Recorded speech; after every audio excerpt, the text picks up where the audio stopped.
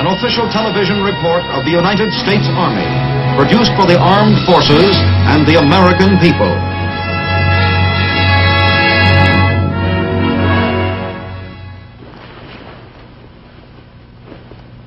Ready, Bill? Yeah. So long, you guys. We'll be seeing you. Yeah, so long. I'll see you next week. You fellas have a nice Christmas. Yeah, some Christmas. I don't know what you're so happy about, Norris. Shaw, quit griping. Army can't close up shop just because it's Christmas. Somebody's got to stay on post. Yeah, that's right. Somebody has to stay, and that somebody's us. We got elected. And nobody got elected. Your name comes up on the roster, and you're just lucky or unlucky. It's like a lottery. It's just tough luck we didn't win. Well, so what? Next time round, we'll be taking off, and somebody else can keep house. Oh, sure, sure. Next time around. Oh, that's a big help. Why don't you take it easy on yourself? Because, man, there's not a thing you can do about it. Well, maybe there isn't. Maybe there is. You're not thinking about going... Well, I never missed a Christmas with my family yet. And this year's kind of extra special.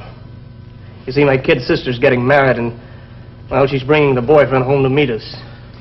Yeah, but bugging out's not the answer. You're going to just get yourself in a jug of trouble. Those parties and planning. You know, but it's almost a year since I've seen any of them. You better take it easy. You know, you can try to fight this army. But man, it's a cinch you ain't going to win. Look, I tell you what. I'm going to the PX and meet a fellow from my hometown. You come on along, and maybe we'll go see a moving picture later. Yeah, that's a good idea, Norris. I tell you what, you go ahead, and I'll see you over there. Okay. I'll see you in about a half an hour. Yeah, okay.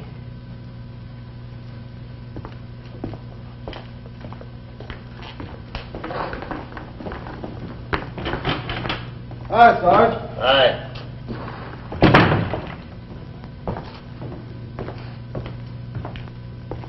Hiya, Shaw. Oh, hello, Sarge. Looks like the old homestead's really emptying.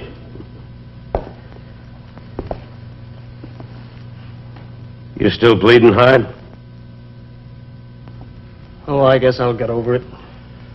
Sure you will. We all do. Now you take...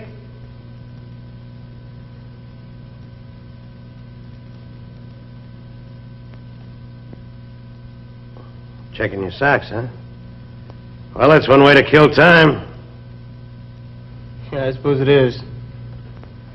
Looks like you, Norris, and me are stuck. The only ones left in the barracks. Well, we'll have Christmas together.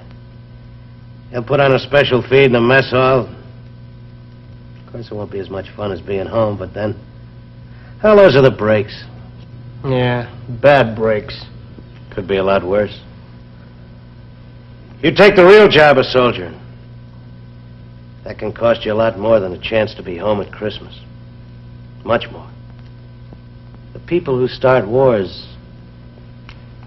Well, they're not too sentimental about that kind of thing. Yes, the soldier's job can exact a much greater price. It's interesting to note that some of our country's most critical hours have occurred just when the soldier's thoughts have turned to home and to those personal ties from which he has been separated. At times, it would appear as if the enemy actually counted on such occasions as a morale factor to be exploited for his own advantage. Our Sergeant Brooks will tell us something about the American fighting man in just such circumstances. But before we return to him and to Private First Class Shaw, let me just say that I am Sergeant Stuart Queen, bringing you the latest in our big picture series, The Battle of the Bulge. Now let us go back to Sergeant Brooks, who was there. I remember back in 1944. You might say I was lucky. Made it home for Christmas first 2 years I was in the service. Then I was shipped out. We were in a man-sized war.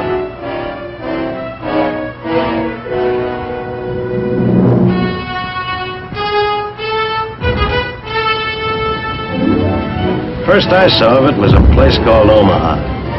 And I don't mean Nebraska. It was a beach off Normandy.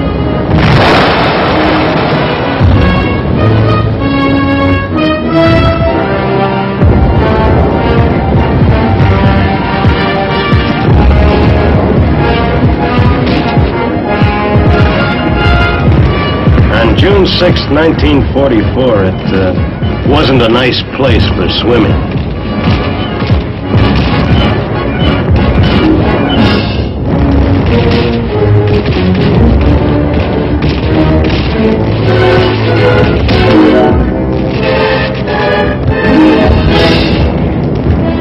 After that, the days kind of got telescoped.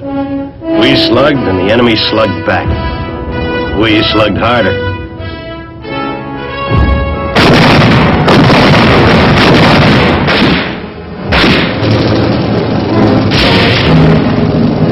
Then there was San Lo, the worst of it.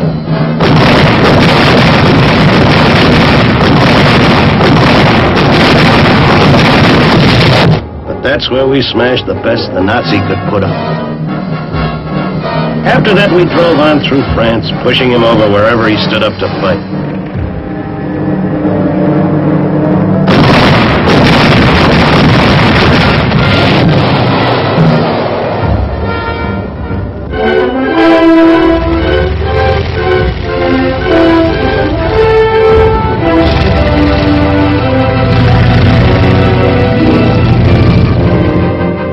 One day, we knew just how far that battling had taken us.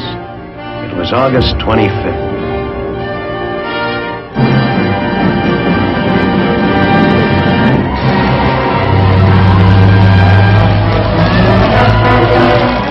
This was Paris. And the French had been waiting for their big day for 5 long years. Because Paris had become a symbol. The rest of the world had been waiting too.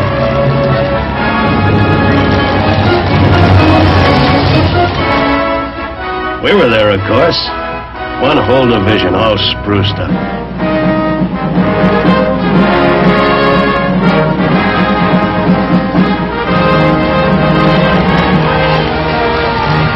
Yep, we were there, all right.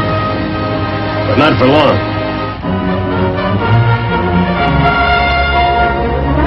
We marched through Paris and right out again.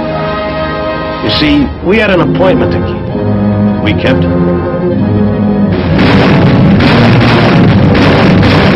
It was still war.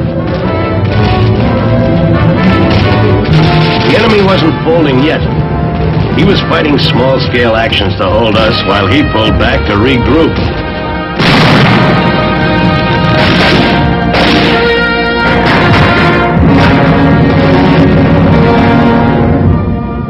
Whole batches were willing to do their regrouping in our POW cages. Between scraps, we were still getting the Paris treatment.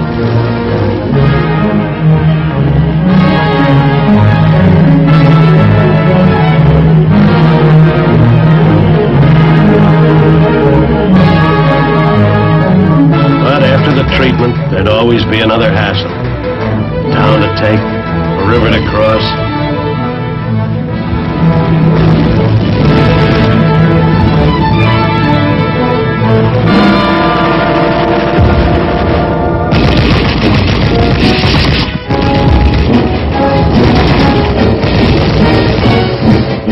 We crossed our rivers and took our town.